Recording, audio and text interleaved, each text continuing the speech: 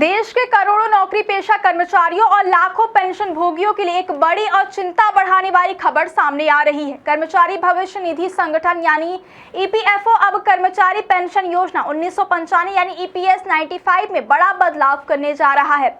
जानकारी के मुताबिक सरकार नई कर्मचारी पेंशन योजना 2026 लागू करने की तैयारी में है, जिसके बाद पेंशन तय करने का पूरा तरीका बदल सकता है। इस बदलाव का सीधा असर उन कर्मचारियों पर पड़ेगा जो आने वाले वर्षों में रिटायर होने वाले या भविष्य में अधिक पेंशन की उम्मीद कर रहे हैं।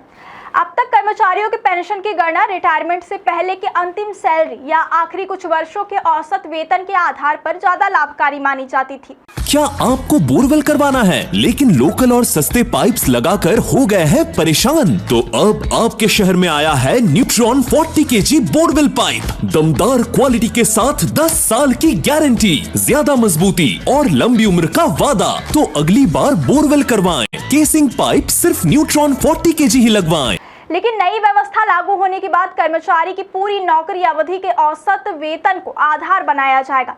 यानी नौकरी की शुरुआत में कम वेतन पाने वाले कर्मचारियों को बड़ा नुकसान हो सकता है। अगर किसी कर्मचारी ने शुरुआती वर्षों में 6 से 8 हजार रुपए महीने की सैलरी पर काम किया है और बाद में प्रमोशन या वेतन वृद्धि में उसके बाद उसकी सैलरी 50 हजार रुपए तक पहुंच गई, तब भी शुरुआती कम वेतन पेंशन गणना में शामिल रहेगा। इससे कुल औसत वेतन कम हो जाएगा और पेंशन राशि घट सकती है। विशेषज्ञों का कहना है कि पहले जहां ऐसे कर्मचारियों को लगभग 5,000 रुपए तक मासिक पेंशन मिलने की संभावना रहती थी, वहीं नई गणना पद्धति लागू होने के बाद यह राशि घटकर करीब 2,000 रुपए तक सीमित हो सकती है।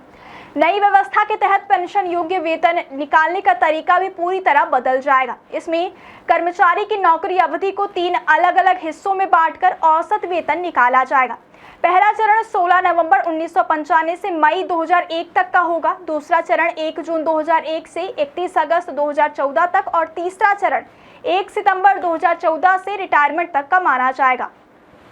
इन तीनों अवधियों के औसत वेतन को मिलाकर संयुक्त औसत तैयार किया जाएगा और उसी के आधार पर पेंशन तय होगी। यानी कर्मचारी के पूरे कैरियर का वेतन रिकॉर्ड अब पेंशन निर्धारण में अहम भूमिका निभाएगा। यही वजह है कि लाखों कर्मचारी इस प्रस्तावित बदलाव को लेकर चिंता में हैं। इसी बीच सुप्रीम कोर्ट के पुराने फैसले को लेकर भी चर्चाएं तेज हो गई हैं। नवंबर 2022 में सुप्रीम कोर्ट ने कहा था कि पेंशन की गणना अंतिम 60 महीनों के औसत वेतन के आधार पर की जानी चाहिए, लेकिन जनवरी 2025 में जारी ईपीएफओ के आदेश में प्रो रेटा आधार पर पेंशन गणना के निर्देश दिए गए, जिसके बाद विवाद और बढ़ गया। इस नई व्यवस्था को लेकर देश के कई हाईकोर्ट में कानूनी चुनौतियां भी दी गई।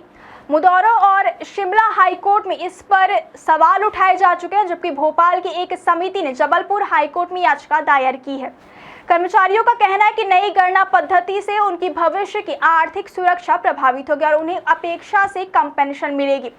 वहीं सबसे बड़ी चिंता हायर पेंशन स्कीम को लेकर भी सामने आ रही है। चर्चा है कि नई कर्मचारी पेंशन योजना 2026 लागू होने के बाद हायर पेंशन का विकल्प खत्म किया जा सकता है।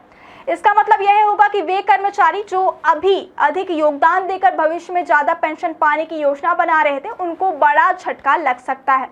इससे लाखों कर्मचारियों की रिटायरमेंट प्लानिंग प्रभावित हो सकती है। हालांकि सरकार और ईपीएफओ की ओर से अभी अंतिम गजट नोटिफिकेशन जारी नहीं हुआ है, लेकिन केंद्रीय न्यासी बोर्ड से इस नई योजना को मंजूरी मिलने की जानकारी सामने आ चुकी है। यानी अब केवल औपचारिक घोषणा बाकी है।